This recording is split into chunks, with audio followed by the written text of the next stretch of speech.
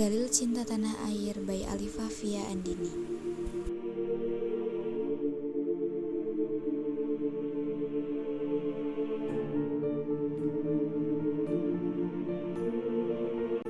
Indonesia adalah negara kepulauan yang memiliki keragaman budaya, ras, suku bangsa, kepercayaan, agama, dan bahasa. Sesuai semboyan Bhinneka Tunggal Ika, maka meskipun memiliki keragaman budaya, Indonesia tetap satu. Keragaman yang ada di Indonesia adalah kekayaan dan keindahan bangsa Indonesia. Pada hakikatnya, cinta tanah air adalah bagian yang tidak terpisahkan dalam diri setiap bangsa.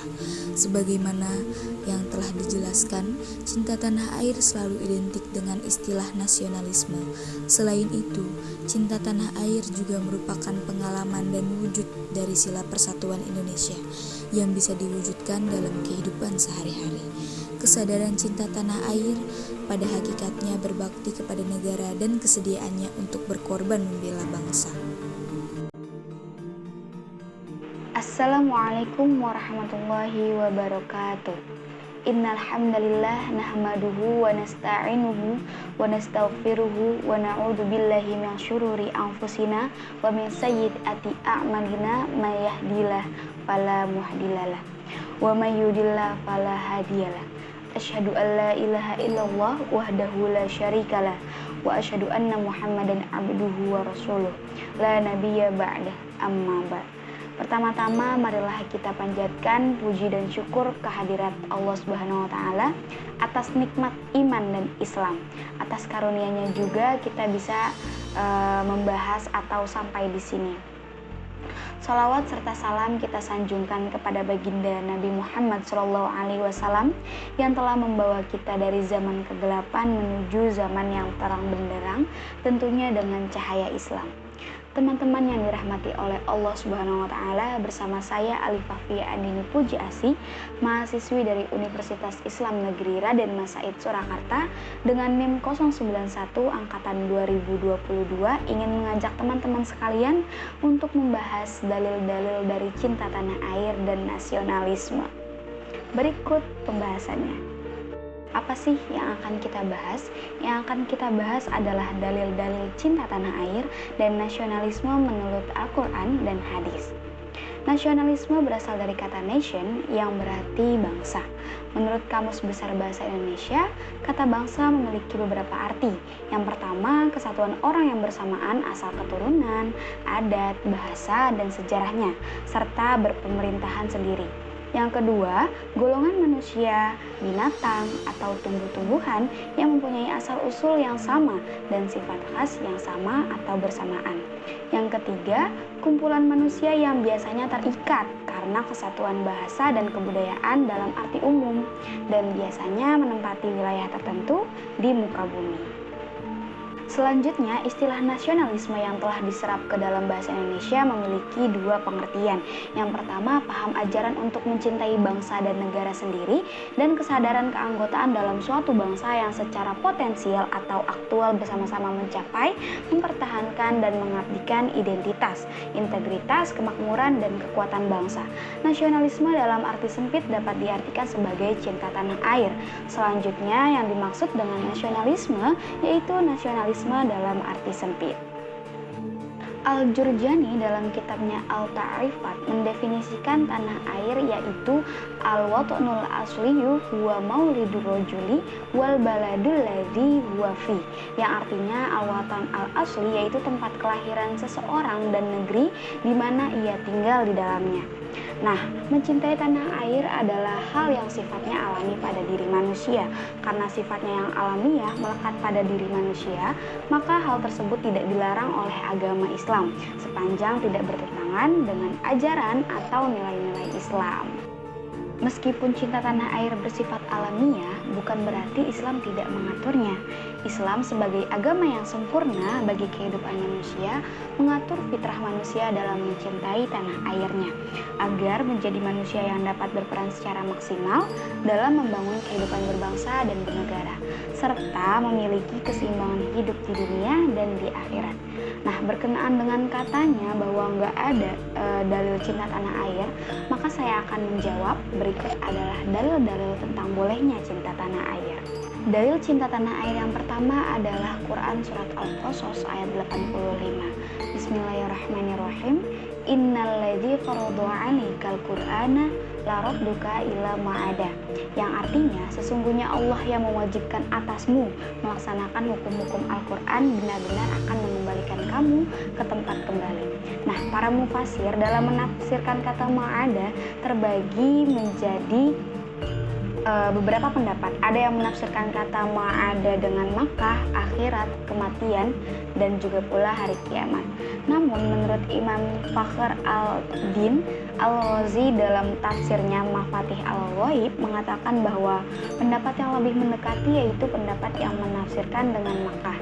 Lalu Syekh Ismail al-Haqqi al-Hanafi al-Khalwati dalam tafsirnya Rahul Bayan mengatakan di dalam tafsirnya yaitu suatu petunjuk atau isyarat bahwa cinta tanah air sebagian dari iman.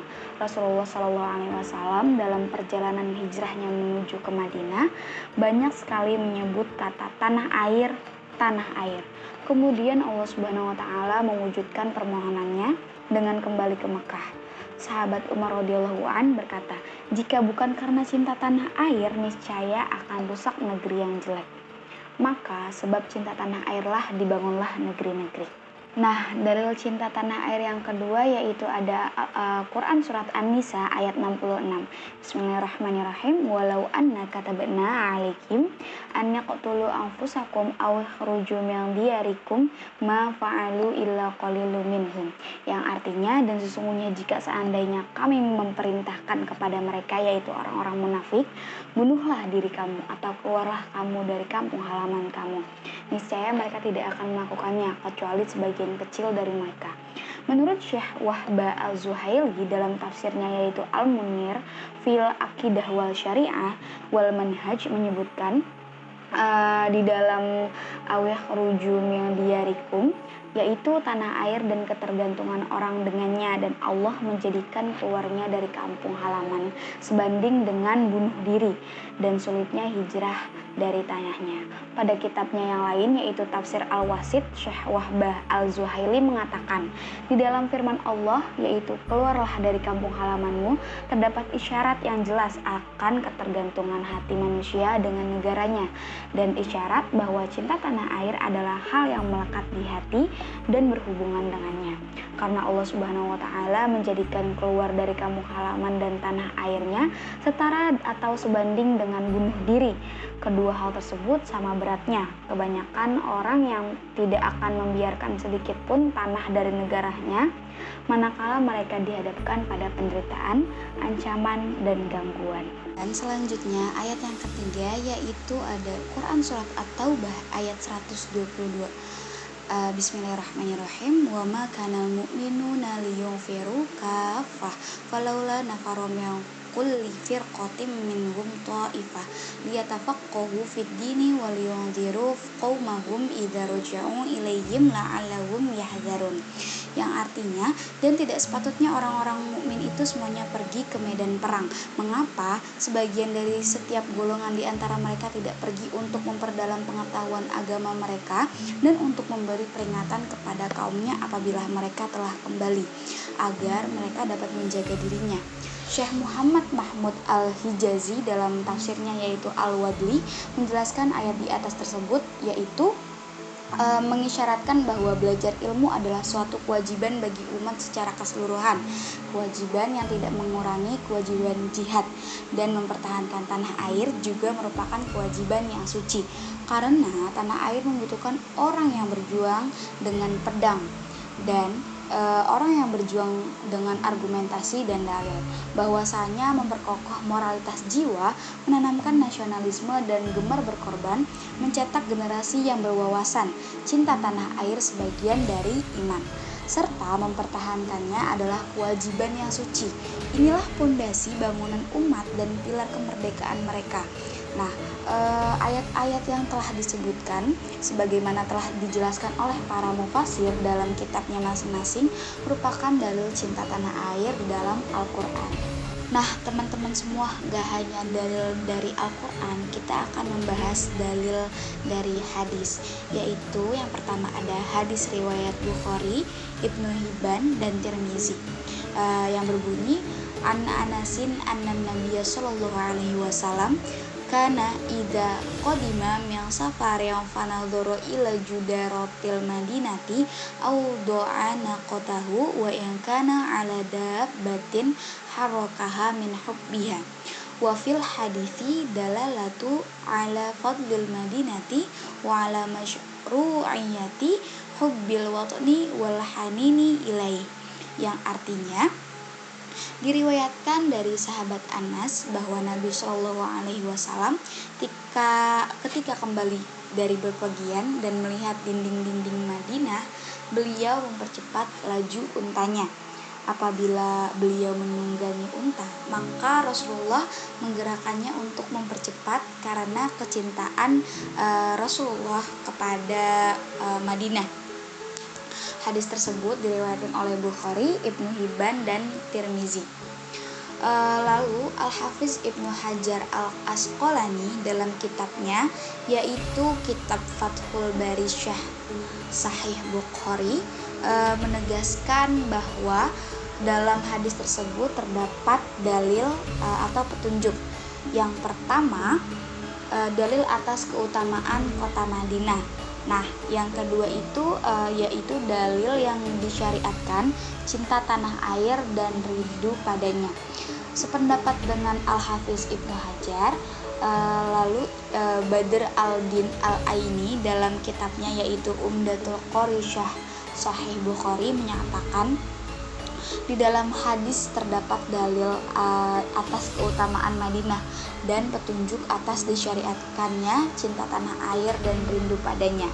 Lalu Imam Jalaluddin As-Suyuti dalam kitabnya yaitu Al-Tawshih Syarah dari Jami Al-Sahih menyebutkan bahwa bercerita kepadaku yaitu Sayyidina Sa'id ibnu Abi Maryam bercerita kepadaku Muhammad bin Ja'far, ia berkata, mengabarkan kepadaku Humaid bahwasanya ia mendengar Anas radhiyallahu an berkata kepada Nabi sallallahu alaihi wasallam ketika kembali dari berpergian dan melihat tanjakan-tanjakan Madinah. Lalu Rasulullah mempercepat laju untanya. Apabila Rasulullah menunggangi unta, maka Rasulullah menggerakkannya. Lalu berkata Abu Abdillah Harith bin Umair dan Humaid berkata beliau menggerakkan untuk mempercepat karena kecintaan beliau kepada Madinah. Lalu bercerita kepadaku Taibah, bercerita lagi kepadaku Ismail dari Humaid dari Anas, ia berkata dinding-dinding Haris bin Umair mengikutinya. Sependapat dengan Ibnu Hajar Al-Asqalani dalam As-Suyuti di dalam menjelaskan hadis sahabat Anas yang sudah kita bahas tadi, memberikan komentar di dalamnya terdapat unsur disyariatkan cinta tanah air dan merindukannya. Ungkapan-ungkapan yang sama juga disampaikan oleh Syekh Abu Al-Ula Muhammad Ibnu Ar-Rahman Al-Mubarakfuri, yaitu dalam kitabnya Tuhfatul Azwazi dari Syarah At-Tirmizi. Nah, teman-teman, dalil hadis yang terakhir ada hadis riwayat Ibnu Ishaq, yaitu Bismillahirrahmanirrahim. Qala Suhaili wa fi hadithi Waraqata annahu qala li Rasulillah sallallahu alaihi wasallam la tukadzibanna falam yaqulu lahu an-nabiy sallallahu alaihi wasallam syai'an thumma qala wa la tu'zayanna falam yakun lun nabiy sallallahu alaihi wasallam syai'an thumma qala wa la tukhrajanna faqala au mukhrijiyahum fa fi hadza dalilun ala hubbil watani wa syiddati mufaraqatihi 'ala nafs, yang artinya Al-Suhaili berkata, dan di dalam hadis tentang Norokoh bahwasanya ia berkata kepada Rasulullah Shallallahu Alaihi Wasallam, sungguh engkau akan didustakan. Nabi tidak berkata sedikit pun. Lalu ia berkata lagi, dan sungguh engkau akan disakiti. Dan Nabi pun tidak berkata apapun. Lalu ia berkata, sungguh engkau akan diusir. Kemudian Nabi baru menjawab. apa mereka akan mengusirku? Al-Suhaili menyatakan disinilah terdapat dalil atas cinta tanah air dan beratnya memisahkan dari hati. Jadi Nabi Muhammad sangat berat meninggalkan tanah airnya. Lalu Syekh Abdurrahman bin Husain Al-Iraqi dalam kitabnya Tasrif fi Syah Taqribi Asanid wa Tartibil Masanid pada hadis yang sama juga mengutip pendapatnya, yaitu pendapat Al-Suhaili, yang berkata disinilah terdapat dalil atas cinta tanah air dan beratnya memisahkan dari hati. Abdurrahim Al-Iraqi dari Tasrif fi Syah Taqribi Asanid wa Tartibi Masanid. Lalu pemaparan tadi menunjukkan bahwa cinta tanah air memiliki dalil yang bersumber dari Quran dan hadis sebagaimana ditegaskan oleh para ulama seperti Al-Hafiz Ibnu Hajar Al-Asqalani, Imam Jalaluddin As-Suyuti, Abdurrahman Al-Iraqi tadi, lalu Syekh Ismail Haqqi Al-Hanafi, dan masih banyak semuanya. Sehingga orang-orang yang berkata bahwa tidak adanya dalil cinta tanah air itu tidak benar. Demikian beberapa hal yang dapat saya sampaikan mengenai dalil-dalil cinta tanah air. Semoga apa yang saya sampaikan tadi dapat memberi manfaat dan kebaikan bagi kita semua. Tentunya kesempurnaan hanya milik Allah semata. Karena itu saya mohon maaf atas ucapan dan tindakan yang tidak mengenakan bagi kalian semua para penonton atau pendengar. Uzur maqala wala ta'zur maqala. Lihatlah apa yang disampaikan dan jangan melihat siapa yang menyampaikan. Wassalamualaikum warahmatullahi wabarakatuh.